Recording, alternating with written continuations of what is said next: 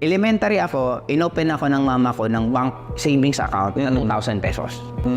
Akala ko yayaman ako dahil doon kasi sabi nila tutubo daw eh. Yes, yes. After a year, ang tubo, cents. Sabi ko, paano naman ako yayaman dito? Tinitingnan ko lagi yung passbook ko. Kaya nung high school ako, nung sinabi ng driver namin na yung 500 pesos, ibabalik niya 600, biglang nagiwanag mundo ko. Ang laki nun. Sabi ko, wala akong gagawin. Yung 500 ko nasa kanya lang, magiging 600. Sabi ko, baka hindi mo ako bayaran. Ang ganda ng sagot. Paano hindi kita babayaran? Di sa'yo ako nagbaboundary lagi. Kasi ako yung kumuha ng boundary. Yeah. Tuwing boundary ko, uhulugan kita ng 50 pesos per biyahe ko. Hanggang mabayaran ko ng buo.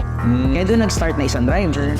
Hanggang dumating sa point na 12 na driver na nangungutang sa akin. Kasi ang ginagawa ko lang, lahat ng baon, hindi ko ginagastos. Pinapautang ko ng pinapautang. Pinapalago mo. Oo, tapos iba pa yung, syempre nagbabayad sila everyday, yung bayad pa nila, napapautang ko pa ulit yun. Actually nga, tubo hindi lang 20%, mas malaki pa. Kasi yung inuhulog nila araw-araw, kung may mga 10 driver ka magbigay ng 50, di 500 pesos na yun. Yes. Mapapautang mo na naman.